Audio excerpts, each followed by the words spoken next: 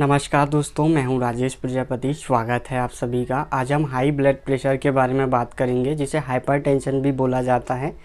High blood pressure क्यों होता है, क्या कारण होते हैं इसके, क्या ट्रीटमेंट होता है, तो इनके बारे में आज हम समझेंगे डिटेल्स में।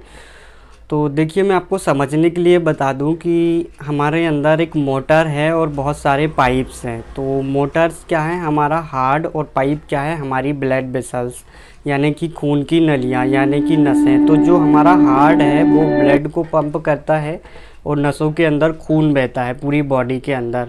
लेकिन क्या होता है, जब नसों को कहीं दबाव मिलता है, यानी कि नसें सिकुड़ी हो जाती है या उसके अंदर कुछ डिपॉजिट्स जम जाता है, यानी कि कुछ फैट्स और ट्राइग्लिसराइड नसों के अंदर जम जाता है और वो ब्लॉकेज क्रिएट करता है। तो क्या होता है, खून का रास्ता अवरुद्ध हो जाता है। और खून का रास्ता अवरुद्ध होने की वजह से क्या करता है, खून को तो निकलना है जितना अमाउंट में खून है, लेकिन या तो नसें सिकुड़ी हो चुकी है तो खून क्या है, प्रेशर डाल रहा है वहाँ पे, हर एक नसों में प्रेशर फील हो रहा है, खून निकलने की कोशिश कर रहा है, उसको कम रास्ता मिल रहा है, तो वो हर एक नसों को प्रेशर डालते हुए निकल रहा है, और इसे ही बोलते हैं high blood pressure. High blood pressure के जो कारण अभी तक सामने आए हैं वो है धूम्रपान, स्मोकिंग, मोटापा, ओबेसिटी, ओवरवेट, या खाने में नमक का ज़्यादा उपयोग करना, फिज़िकल एक्टिविटी ना करना, डिप्रेशन या तनाव भी इसके कारण हो सकते हैं। पहली चीज़, आपको अपनी डाइट में नमक की मात्रा कम करनी होगी, क्योंकि नमक एक बहुत बड़ा फैक्टर है जिसकी वजह से आपका ब्लड प्रेशर हाई होता है। इसके पीछे का कारण ये है कि जब भी हम ज़्यादा मात्रा में नमक खाते हैं तो ये हमारी बॉडी में सोडियम रिलीज़ होता है, और सोडियम ज़्यादा अमाउंट में रिलीज़ होने की वजह से जो हमारी नसें हैं वो पतली होने लग जाती है, और उसमें ब्लड बहुत मुश्किल से बह पाता है और प्रेशर क्रिएट होता है। दूसरा कारण ये हमारी बॉडी में वाटर रिटेंशन कैपेबिलिटी बढ़ा देता है। इसकी वजह से हमारी किडनी पानी को यूरिन के फॉर्म में कन्वर्ट नहीं कर पाती, यूरिन के फॉर्म में नहीं निकाल पाती। इसकी वजह से जो पानी का अमाउंट बढ़ने की वजह से हमारा जो ब्लड का अमाउंट है वो बढ़ जाता है, और इसकी वजह से हमारी नसों में प्रेशर क्रिएट होता है, और इसकी वजह से हाई ब्लड प्रेशर होता है। अगर आपका वज़न बढ़ा हुआ है तो इसको एक नॉर्मल रेंज में लाना पड़ेगा। मीठा और तेल में सबसे ज़्यादा कैलोरी होती है, इसकी वजह से आपका वेट बढ़ता है। अगर आप वेट को लॉस करना चाहते हैं तो मीठा और तेल को आप अवॉइड करें। आपको अपनी फ़िज़िकल एक्टिविटी बढ़ा के रखनी है। अगर आपका जॉब है कंप्यूटर पे बैठने का, या ऐसा कुछ जैसा आपको बैठने का काम ज़्यादा होता है, तो ऐसे टाइम पे आपको ज़्यादा सतर्क हो जाना है और आपको अपनी फ़िज़िकल एक्टिविटी बढ़ा देनी है।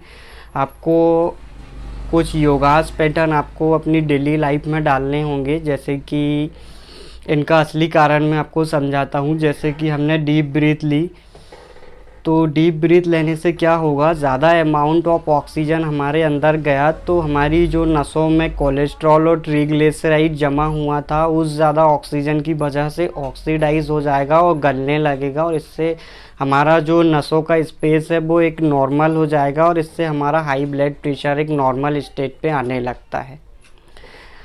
हमारा आखिरी और सबसे इम्पोर्टेंट पॉइंट है स्ट्रेस मैनेजमेंट। क्या होता है, तनाव की वजह से हमारी बॉडी के अंदर अलग अलग तरह के हार्मोन्स रिलीज़ होते हैं, और हार्मोन्स रिलीज़ होने की वजह से जो हमारी नसें हैं जिसमें ब्लड फ्लो होता है वो सिकुड़ी होने लग जाती हैं, पतली होने लग जाती है। इसकी वजह से हमें हाई ब्लड प्रेशर क्रिएट होता है।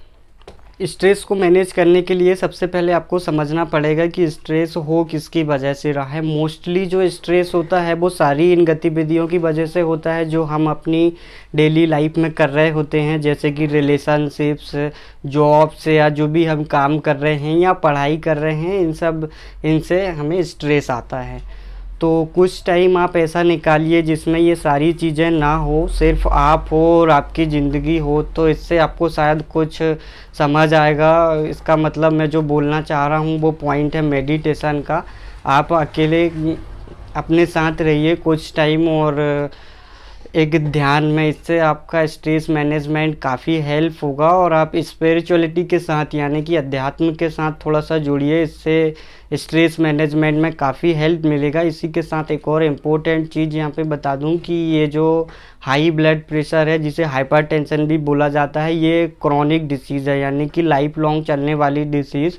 लाइफ लॉन्ग चलने से मतलब ये नहीं है कि आप एक पेशेंट हैं। अगर आप ये 4 चीज़ें जो मैंने बताई है, अगर आप इनको परमानेंटली फॉलो करते हैं, अपनी एक नॉर्मल रूटीन में डाल लेते हैं, तो आपको हाई ब्लड प्रेशर की कभी सीवियर सिचुएशन क्रिएट नहीं होगी और आप एक नॉर्मल लाइफ जी सकेंगे। इसके साथ में जो भी हाई ब्लड प्रेशर, हाइपरटेंशन की एलोपैथी ट्रीटमेंट, जो भी मेडिसिन होती है, उनके बारे में हम एक सेपरेट वीडियो में डिटेल्स में समझेंगे। तो आशा करता हूँ आपको जानकारी अच्छी लगी होगी। अगर अच्छा लगा तो लाइक करें, शेयर करें। आपने अभी तक सब्सक्राइब नहीं किया है तो सब्सक्राइब कर लीजिए। So bye bye, take care, thanks for watching.